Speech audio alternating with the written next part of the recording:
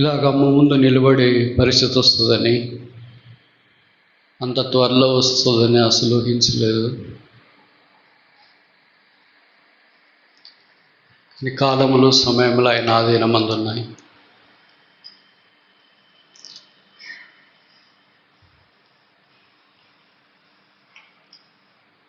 ఈ తల్లి గర్భాన దేవుడు నన్ను 3వ కుమారునిగా వేశాడు.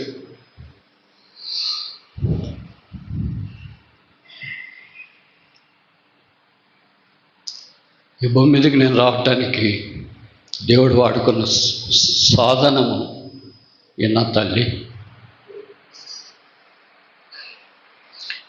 ఆమె గురించి ఇలా చాలామందికి చాలా విషయాలు తెలుసు అనుకుంటే ఒక 3 విషయాలు చెప్పడానికి ప్రయత్నం చేస్తాను. Number 1, she loved the house of God. లేదా మొదటిది, షీ లవ్డ్ గాడ్. దేవుణ్ణి ఎక్కువ ప్రేమించింది. క్రైస్తవ వాసన లేని కుటుంబం నుండి అత్తిబడగలు వచ్చిందంటే మా నాన్నని పెళ్లి చేసుకుంది. అప్పుడు ఈ సిఎస్ఐ చర్చికి చాలా భక్తి నిష్ఠతో వెళ్ళేది. ఆ భక్తి నిష్ఠ కొన్ని రోజుల తర్వాత రక్షణ పొందేటట్లుగా ప్రభు తన హృదయాన్ని తెరిచినాడు. ఆమె ప్రభువునందు విశ్వాసం ఉంచి రక్షణ పొందింది. అంతకుముందు ఉన్న ఇక్కడ ఉన్న విశ్వాసులు అంటే జేమ్స్ అంకుల్ వాళ్ళ కుటుంబం, సుప్రస్త గారి కుటుంబం, సుశీల ఇలాంటి వాళ్ళందరితో కలిసి అందరిలో ఉన్న దాంట్లో మా అమ్మకే చదువు రాదు, ఇంకా చదువు వచ్చిన వాళ్ళు కొంతమంది ఉన్నారు. ఆయన ప్రభువుని ఆరాధించట్లో సాగిపోయేది. రక్షణ పొందిన నిశ్చేతి వచ్చిన తర్వాత అప్పుడు అరవిందం గారు కర్నూలులో దైవ సేవకుడిగా ఉన్నాడు. ఆ అంకుల్ దగ్గరికి వెళ్ళి మా అమ్మ నేరుగానే మాట్లాడేది. ఒకసారి అంకుల్ ఎప్పుడన్నా ఇక్కడ పెళ్ళిళ్ళు చేయటానికి ఏదైనా పరిచర్యకు వస్తే ఒకసారి నేరుగా వెళ్ళి అనింది, అన్న నాకు బాప్తిస్మం ఇయ్యాల నువ్వు అని. ఆయన కొన్ని ప్రశ్నలు అడిగినాడు, మీకు తెలుసు కదా. ఆ ప్రశ్నలకి తను వచ్చిన విశ్వాసం బట్టి చెప్పింది. సరే ఇంకోసారి వచ్చినప్పుడు ఇస్తానులే అని చెప్పినాడు. ఇంకోసారి బాప్తిస్మం ఇవ్వటానికే వచ్చినాడు. అప్పుడు అరవిందం అంకుల్ అమ్మకు బాప్తిస్మం ఇచ్చినాడు. ఇప్పుడు బాప్తిస్మములో సాక్ష్యం ఇచ్చే అవకాశం ఆమెకు కలిగింది. అది మొదలుకొని ఇంకా ఆత్మలో తీవ్రత కలిగి ఎప్పుడు ఎవరు కలిసినా, మా ఊర్లో కూడా అటు ఇటు వెళ్ళేవాళ్ళు, బంధువులు వాళ్ళు వీళ్ళు వచ్చినా యేసుప్రభుని గురించి ఖచ్చితంగా చెప్పే పంపిస్తుంది వారికి. మా బంధువులు దూరం నుండి మా ఇంటికి వచ్చినప్పుడైనా వాళ్ళని ఆదివారం ఉంటే మందిరానికి తీసుకుని వస్తుంది బలవంతన. ఎందుకంటే మామూలుగా మా బంధువులు మా అమ్మ చెప్పిన మాట దాటరు. మా అమ్మకంటే పెద్దవాళ్ళు అంటే మా అమ్మ అక్కునింది, ఆమె కూడా మా అమ్మ చెప్పిన మాట దాటేది కాదు. ఆ మమ్మల్ని చాలా బాగా చూసుకునేది. వీలైన దాకా మా అమ్మ దగ్గరే ఉండటానికి ఇష్టపడేవాళ్ళు. తర్వాత మా అమ్మకి అన్నలు కూడా ఉన్నారు. ఇంకా మా అమ్మ అన్న అయితే మా అమ్మ చెప్పిన మాట ఒక్కటి కూడా దాటాడు. అంత సాక్ష్యం వారితో కలిసి ఉన్న కారణం చేత వారికి కూడా ప్రభును పరిచయం చేసింది. చదువులేదు, బైబిల్ చదవడము ఏమి తెలియదు కదా. ఆయన ప్రభును పరిచయం చేసింది వారు ప్రభుని ఎరగటానికి.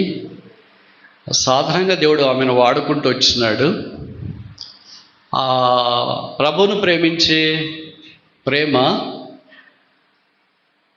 ఎంత దాకా ఉంటుందంటే, ప్రభుకు భాగం ఇవ్వాలన్నా మా నాన్న పెన్షన్ వస్తుంది మా అమ్మకి, అది ఖచ్చితంగా భాగం ఇచ్చి తీరుతుంది. పొలాలు ఉంటే దాంట్లో కూడా ప్రభు భాగం ఇస్తుంది. ఒకవేళ ఎప్పుడైనా కడపలో ఉన్న కర్నూలులో బళ్ళారులో అట్లా ఉన్నప్పుడు మొదటి వారం ఇక్కడికి రావడం వీలు కాకపోతే మేము ఇప్పుడు ఏమి వెళ్తాంలే అమ్మ, తర్వాత వెళ్ళదు, ఇంకోసారి ఇస్తులే, తర్వాత వెళ్ళదులే, తర్వాత కానికేస్తులే అంటే వినదు. ఖచ్చితంగా వీలైనంత దాకా. మామూలులో కొన్ని లక్షణాలు ఉన్నాయి. ఆమె ఏదైనా నమ్మితే ఇది మంచిదని ఎవరు చెప్తుంది వినదు. కనుక ఇది మంచిదని ఆమె నమ్మింది. మొదటి వారం తప్పక వీలైనంత దాకా వస్తుంది. నాకు తెలిసి ఆమె బాగలేని పరిస్థితుల్లో తప్ప ఇంకెప్పుడు ప్రభు యొక్క భాగము ఆయనకి ఇవ్వడం మానుకోలేదని నేను నమ్ముతా. అంటే ప్రభువును ప్రాణ ఆత్మ దేహములతో సేవించడానికి పూనుకుంది. ఇక్కడ అప్పుడు సేవ చేసే సేవకులు, విశ్వాసులు, పరిశుద్ధులు ఎవరు వచ్చినా ఊర్లో తను ప్రయాసపడి వారికి పరిచయ ధర్మం జరిగించేది. ఎంత పరిచయ ధర్మం అంటే వసతులు తక్కువ ఉన్నా ప్రేమలో కొడుతుండేది కాదు. అది క్రీస్తు ద్వారా తాను నేర్చుకుని మాకు కూడా పరిచయం చేయటానికి ప్రయత్నించింది. అసలు ఆ ప్రభువును ఎరిగి ప్రభువును మాకు పరిచయం చేయటానికి తన జీవితంలో చాలా కారణాలు ఉన్నాయి. ఎందుకంటే దాదాపు 90 సంవత్సరాల జీవితాన్ని ఈ 10-20 నిమిషాల్లో మేము చెప్పలేం కదా. దాదాపు 40-50 ఏళ్ల క్రితము మా అమ్మకి ఒక కడుపులో కణితి మాదిరి వచ్చిందండి. అప్పట్లో అవి తెలియదు ఏమో అని, ఇంకా చూసిన డాక్టర్లు వాళ్ళంతా నువ్వు చనిపోతావని చెప్పినారు. ఇందాక చెప్పినారు కదా మా వదిన అన్నవాడు. మా అమ్మకున్న ఒక మంచి లక్షణం ఏంటంటే ఎప్పుడు ప్రార్థన చేసినా బిగ్గరగా చేస్తుంది. అంటే మౌనంగా మన మనసులో ప్రార్థన అట్లా ఉండదు. కోడలున్నా, మనవలున్నా, మేమున్నా, ఎవరున్నా, ఇంట్లో ఉన్నా, లేదా ఇంటి పైన మిద్దె మీదకి వెళ్ళినా, ఎక్కడున్నా బిగ్గరగా ప్రార్థన చేసాను. మనసులోని ప్రార్థన అనేది ఆమె చేసి నేను ఎప్పుడు వినలేదు.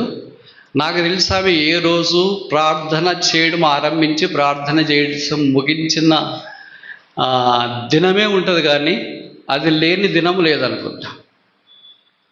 ఎంత కఠోరమైన పరిస్థితి ఉన్నా సరే మనం బాగాలేనప్పుడు చేయలేం కదా, ఆమె ఖచ్చితంగా చేస్తుంది. అలాగ ప్రార్థన చేస్తుంటే, అంటే అప్పుడు ఇంకా రక్షణ పొందలేదు అమ్మ, 40 ఏళ్ళు అట్లా. మేము వినేవాళ్ళం. ఎందుకంటే చిన్న ఇంట్లోన మూలకు పోయి ప్రార్థన చేస్తుంది. ముఖం కడుక్కున్న తర్వాత మోకరించే, మామూలుగా మా అమ్మ మోకరించకుండా ప్రార్థన చేయడం అనేది జరగదు. ఎప్పుడైనా మోకరించే ప్రార్థన చేస్తుంది. మోకరించి ఇలాగ ప్రార్థన చేసిందో నేను విన్నాను. నేను చిన్నోడిని, అటు ఇటు తిరుగుతుంటాం కదా ఇంట్లో, విన్నాను. ఏం ప్రార్థన చేసిందంటే, ప్రభువా నా కడుపులో గడ్డి ఉందని అన్నారు, ఇది చాలా తీవ్రమైందని అన్నారు, బహుశా నేను చనిపోవడమేమో నీ దృష్టికి అంగీకారం అయితే తీసుకో, కానీ నేను పోతే నా పిల్లలు ఏమవుతారు, 5 మందిని కన్నాను, ఏమవుతారు వాళ్ళు?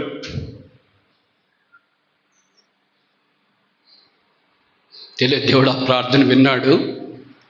ఆమె కఠోర శ్రమ ఎంత చెప్పినా తక్కువే. అప్పుడు ఇక్కడ దగ్గరలో ఆర్దుర్గం అనే ఊరుంది. అక్కడ ఫారిన్ డాక్టర్ ఒక ఆయన ఉండేవాడు, కేథలిక్. ఆయన కరడుగట్టిన రోగాలను కూడా బాగు చేయటానికి ప్రభు ఆయన కృపించినాడు. అప్పుడు ఇట్లా ప్రయాణ సాధనాలు లేవు, నడిచి వెళ్ళాల. దాదాపు 6 కిలోమీటర్లు ఉంటుంది అనుకుంటా మా ఊరు నుండి ఆ ఊరు, ప్రతిరోజు వెళ్ళాల. కొన్ని నెలలు, సంవత్సరాలు వెళ్ళింది అనుకుంటా నాకు తెలిసి. ఎవరి చేత కాదు అట్లా. ఎందుకు వెళుతున్నామని మా ఊర్లో కొంతమంది ఎదురుగా ఉండేవాళ్ళు. ఆంటీ ఇప్పుడు లేదు.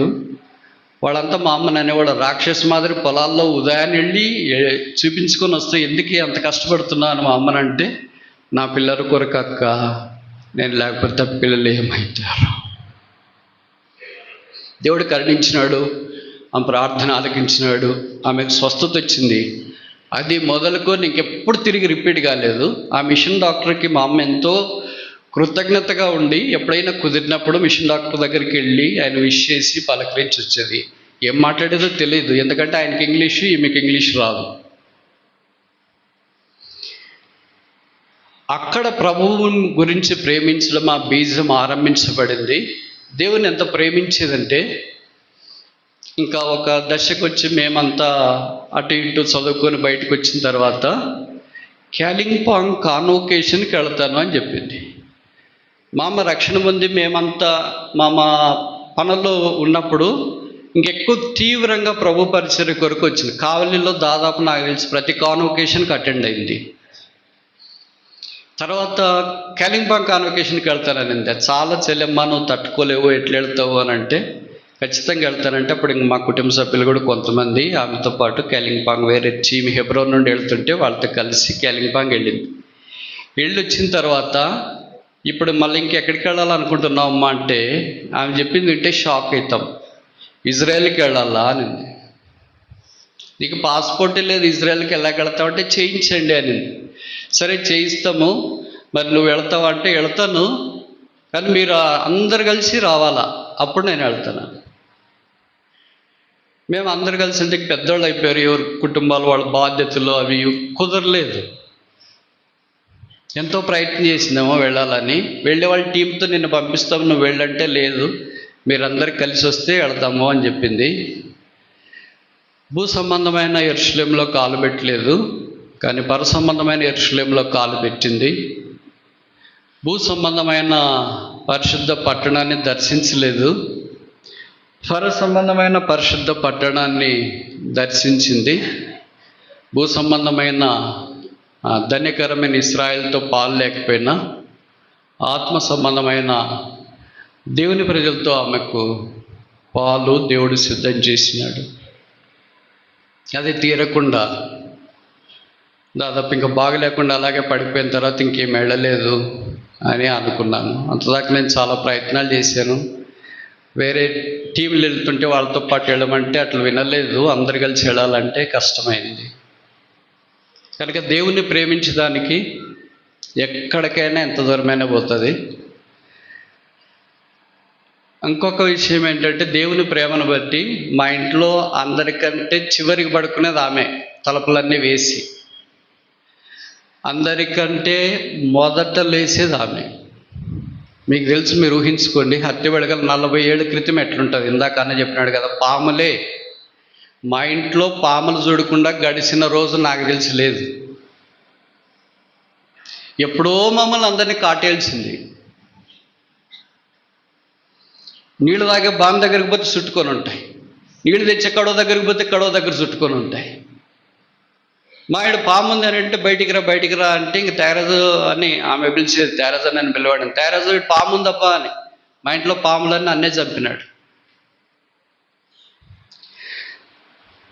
ఇంకెదురు కొంతమంది ఆంటీ వాళ్ళు ఉన్నారు, ఇప్పుడు వాళ్ళు లేరు. వాళ్ళు అనేవాళ్ళు రాక్షసున్నట్ల పిల్లల్ని పెట్టుకుని ఆ పాములు ఇంట్లో ఉండవు, బయటకు వచ్చి వేరే ఇంట్లో ఉండొచ్చు కదే అని.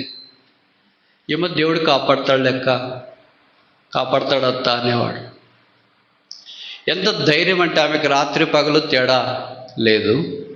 ఈ ధైర్యము దేవుణ్ణి బట్టి పొందింది. ఒక చిన్న గ్రామంలో నుండి వచ్చి ఇలాగ మార్చబడుతుంది అనేది ఊహకు అందదు. నీతిమంతుడు సింహం వలె ధైర్యముగా ఉండును. నేను చీకటి అంటే భయం ఏం లేదు. తర్వాత ఇట్లా విష సర్పాలన్నా కూడా ఏం భయం లేదు. రోగం అంటే కూడా ఆమెకేం భయం లేదు. అంత ప్రభువును బట్టి ధైర్యంగా యాత్ర కొనసాగింది. రెండవది, she loved the house of God. దేవుని మందిరాన్ని ఎంతో ప్రేమించింది. దేవుని మందిరం ఎక్కడున్నా ఖచ్చితంగా సమయానికి వెళ్ళేది. ఇందాక చెప్పాం కదా, కర్నూలు ఉన్నా, బళ్ళారు ఉన్నా, కడపలో ఉన్నా, ఈ కుటుంబం అంతా రెడీ అయ్యేలోకి లేట్ అవుతుంది కదా. అప్పుడు మా అన్నకి చెప్పేది, నన్ను వదిలేస్తారా లేదా. మనవాళ్ళకి చెప్పేది, రే నన్ను తీసుకెళ్తారా లేదా మందిరానికి. అందరూ ఒకేసారి పోదామంటే అందరూ ఒకేసారి మీతో పెట్టుకుంటే కాదు, నన్ను మందిరంలో వదిలేసిరండి. కనుక సమయానికి వెళ్ళడము. ఒక చదువు లేని వ్యక్తి అంత పంక్చువల్గా ఉంటుందా, అంత డిసిప్లిన్డ్గా ఉంటుందా, అంత క్రమశిక్షణ ఉంటుందా? మామూలు సోమరితనము అనే పదము డిక్షనరీలో లేదు ఎక్కడ. ఒక్క రోజు కూడా ఆమె సోమరిగా ఉంది అని చూడలేదు. యేసుని ఎరగక మునుపు, యేసు ప్రభుని ఎరిగిన తర్వాత ఆమె లెవెల్కి మేము అందరు రావాలంటే కష్టమవుతుంది మాకు. కానీ అందరు నా లెవెల్కి రావాలని ఎక్స్పెక్ట్ చేస్తుంది. ప్రార్థన అయినా అట్లే రావాలంటుంది, ప్రభు పనిలోనైనా అట్లే రావాలంటుంది, దైవికంగా ఇతరులకు చూసుకునే విషయంలోనైనా అట్లే రావాలంటుంది. చదువులేని ఆమెకి ఇంత తీవ్రత, ఆసక్తి కలిగి ఉంటే మాకెంత ఉండాలని అనుకునేవాళ్ళము. కానీ ఆమె దాంట్లో నా మటుకైతే నేను రాలేకపోయా. ఆమెకి ఎప్పటి నుండి ఒక కళ ఏంటంటే, ఇక్కడ చిన్న మందిరం ఉండేది, వర్షం వస్తే కారుతుంది ఇట్లా వర్షకాలం. కనుక ఒక పెద్ద మందిరం ఉంటే ఎంత బాగుండో ఆలూరులోనా అని ప్రార్థన చేసింది. నేను ఇందాకే చెప్పాను కదా, మా అమ్మ ఏది ప్రార్థన చేసిన ఇంట్లో కానీ బయట ఎక్కడైనా బిగ్గరగా చేస్తుంది. వేరే వాళ్ళు ఏమనుకుంటారు అట్లేమనుకోరు. అలా ప్రార్థన చేసింది. దేవుడు కనికరించినాడు, ఇలాంటి ఒక పెద్ద మందిరం ఇచ్చినాడు. ఆ మందిరం కట్టి ప్రతిష్ఠ రోజు అనేది నా కళ నెరవేరింది. దేవుడు నా ప్రార్థన కూడా ఆలకించినాడు. కనుక దేవుని మందిరం అంటే అంత మక్కువ, ఆశ. మూడవది, షీ లవ్స్ గాడ్స్ పీపుల్. దేవుని ప్రజలను చాలా ఎక్కువగా ప్రేమిస్తుంది. వాళ్ళు ఎలాంటి వాళ్ళైనా సరే, చదువున్నా రాకపోయినా వారిని ప్రేమించి తన చేతనైన సహాయం చేస్తుంది. ఇందాక మేము చెప్తూ వచ్చినాం కదా, మా నాన్నగారు 23 జిల్లాలు, అప్పుడు 2 కలిసి ఉండే, తెలంగాణ, ఆంధ్ర. ప్రతి జిల్లాలో పనిచేసాడు. కనుక తిరుగుతూ ఉంటే చదువులు కష్టమైతే పిల్లలకని మా ఊర్లోని అతిబెడగలోనే ఉంచి ఆయన మాత్రం వెళ్ళి వీకెండ్స్ అట్లా వచ్చి చూసుకునేవాడు. మా అమ్మకు తోడు మా నాయనమ్మ ఉండేది. ఆమె బయట మాకు చదువు ఇవన్నీ స్కూళ్ళకి తీసుకెళ్ళడం పని ఆమెది. మా అమ్మ అయితే మాకు లోపల భోజనము అవి ఇవి సిద్ధం చేసేదాన్ని మా అమ్మ చూసుకునేది. ఆమె జీవితం అంత పూలపానపేం కాదు. ఎన్నో రోజులు పస్తుంది, ఎన్నో రోజులు నిద్ర లేకుండా ఉంది. అంటే ఇవన్నీ బాగున్నప్పుడు సంగతి. ఎన్నో రోజులు ఆర్థిక అనారోగ్య అవమాన. చూడు, ఒకరిద్దరు పిల్లల్ని నెట్టుకొని రావడమే కష్టమైతే 5 మందిని నెట్టుకొని రావడం అంత తేలికేం కాదు కదా. 5 మంది అక్కర్లు చూడడము, 5 మందిని ట్రీట్ చేయడము, 5 మందికి అవసరమైన విషయాలు ఆలోచించి ప్రార్థించడం అంత తేలికేం కాదు. ఏమి చదువులేని స్త్రీ 5 మందిని దేవుని దయ ద్వారా పెంచింది, ప్రభువులో సిద్ధపరిచింది. అన్నిటికంటే ఎవడైనా మా అమ్మని అడిగితే లేదా మా నాన్నగారిని కూడా అడిగినప్పుడు ఏమి ఇచ్చినారు మీ పిల్లలకంటే, మా పిల్లలకి మేము 2 ఇచ్చినాం. యేసుప్రభుని ఇచ్చినాము, 2వది చదువు ఇచ్చినాం. యేసుప్రభు, చదువు, ఈ 2 మేము ఇవ్వగలం. ఇంకెంతకంటే ఎక్కువ మీకు ఏమి ఇవ్వలేము మేము. అలాగే యేసుప్రభుని మాకు పరిచయం చేసినారు. అలాగే చదువు, ఇందాక అని చెప్పాడు కదా, ఆమెకు చదువు లేదు కానీ మమ్మల్ని చదవమంటుంది. ఇప్పుడు పిల్లలైతే అలాగ అనరు కదా సాధారణంగా. అప్పుడు మేము చదివేవాళ్ళము. దేవుడు దయను బట్టి చదువులో కూడా ఆ స్థలాల్లో ఉండే అవకాశము ప్రభు ఇచ్చినాడు. అందరూ పరిచర్లో ఉండాలని ఆమె కోరింది. ఆమె గర్భంలో నుండి బయటకు వచ్చిన వారు. అలాగ అందరూ పరిచర్లో వారి వారికి అనుగ్రహించిన కృప కొలది సాగిపోయే అవకాశము ప్రభువు అనుగ్రహించినాడు. చివరిగా నేను సెప్టెంబరు 6వ తారీఖు మా అమ్మ దగ్గరికి వెళ్ళా. బళ్ళారిలో చెల్లి వాళ్ళ దగ్గర ఉంటే 3 రోజులున్నా. అప్పుడు పడక మీద ఉంది. ఆదివారము అంటే మొదటి ఆదివారం హెబ్రోన్లో పరిచర్య. హెబ్రోన్ మనం లైవే చూస్తుంది ఆమె. ప్రతి meeting Hebron live full coverage. అప్పుడు కొన్ని అడుగుతూ ఉంటుంది, కురేనాంకల్ లేడా, కుర్జీ ఖాళీగా ఉన్నాడే లేదా. ప్రతిరోజు హెబ్రోన్ కొరకు ప్రార్థన చేస్తుంది. ఆ లైవ్ పెట్టినప్పుడు చూసేది. నేను డ్రెస్ వేసుకొని, నాది శనివారం రాత్రి 7 గంటలకు రైలు. నేను డ్రెస్ వేసుకొని అట్లా తిరుగుతూ ఉంటే ఇది కూడా పట్టేస్తుంది అనమాట. ఏమి డ్రెస్ వేసుకున్నావు అని. ఊరు వెళ్తున్నానమ్మా అన్న. ఎక్కడికి వెళ్తున్నావు అంటే హైదరాబాద్కి వెళ్తున్నాను అని. ఏమంటే రేపు పరిచర్య ఉంది అని. మళ్ళా రా అంటే సరే వస్తానులే అన్న. ప్రార్థన చేయమ్మా అన్న. నాకు తెలియదు సెప్టెంబర్ 6వ తారీఖు ఆఖరి ప్రార్థన మా అమ్మ నా కొరకు చేస్తుందని. ఆమె మంచం పక్కనే నేను మోకరించినాను, ప్రార్థన చేయమన్నాను. ప్రార్థన చేయడం ఆరంభించి ఆ ప్రార్థన కూడా రికార్డ్ చేసినాము. అది ఆఖరని తెలియదు. బహిరంగంగా నా కొరకు ఆ రోజు ప్రార్థన చేసి హెబ్రోనుకు మొదటి వారం పంపించి ఆ తర్వాత ఆమెను ఇలాగే చూసే పరిస్థితి దేవుడు అనుమతించినాడు. రాబో దినాల్లో మేము మా కుటుంబం ఒక మంచి మాదిరిని కోల్పోయాం. మా జీవితంలో దేంట్లోనైనా మాకు సవాలు, టైమింగ్స్లోనైనా, భక్తిలోనైనా, దేవుని యందు భయభక్తులు కలిగైనా, ఇతరులకు సహాయం చేయడంలోనైనా. ఒక్క చదవట్లేదు. ఆమెకు చదువుంటే ఏమైండేదో తెలియదు. ఒక్క చదవట్లేదు. మిగతా అన్నిట్లో ఆమె మా అందరికి సవాలే.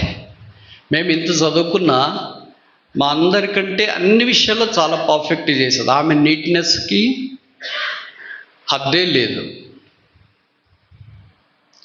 ఆమె మాటలు ఆరాధన లేకపోతే ప్రార్థన, ఆ స్పష్టతకు, ఆత్మ నడిపింపుకు ఎంత ప్రోత్సాహం పురికొల్పు వస్తుంది.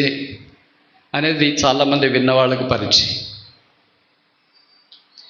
షీ లవ్డ్ గాడ్, దేవుని ప్రేమించింది. రెండవది షీ లవ్డ్ గాడ్స్ హౌస్, దేవుని మందిరాన్ని ప్రేమించింది. మూడవది షీ లవ్డ్ గాడ్స్ పీపుల్, దేవుని ప్రజలను ప్రేమించింది. తన యాత్ర ముగించింది. ప్రభు పిలిచినాడు. ఆయన సార్వభౌమాత్మాధికారానికి విధేయత చూపించామ లేదు. సోమవారం నుండి మా కుటుంబ సభ్యుల కొరకు ఉదయం సాయంకాలం బిగ్గరగా ప్రార్థన చేసే స్వరము మోగపోయి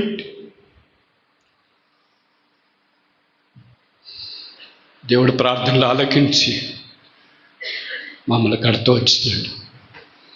కనుక మా నాన్న అమ్మగారి యొక్క ఆ ఆధ్యాత్మిక మాదిరి మిగతా మా యాత్రలో కూడా మేము కొనసాగించినట్లు ప్రభు మమ్మల్ని పిలిచినప్పుడు, మా పిలుపు వచ్చినప్పుడు బలా నమ్మకమైన దాసుడా అని అభినందనలో ఉండనట్లు దయచేసి విడవబడిన మా కుటుంబ సభ్యుల ఆదరణ కొరకు మేము ఈ యేసు ప్రభు యొక్క మాదిరిని కొనసాగించినట్లు మా కొరకు మీరు ప్రార్థన చేయాలని మనవి చేస్తూ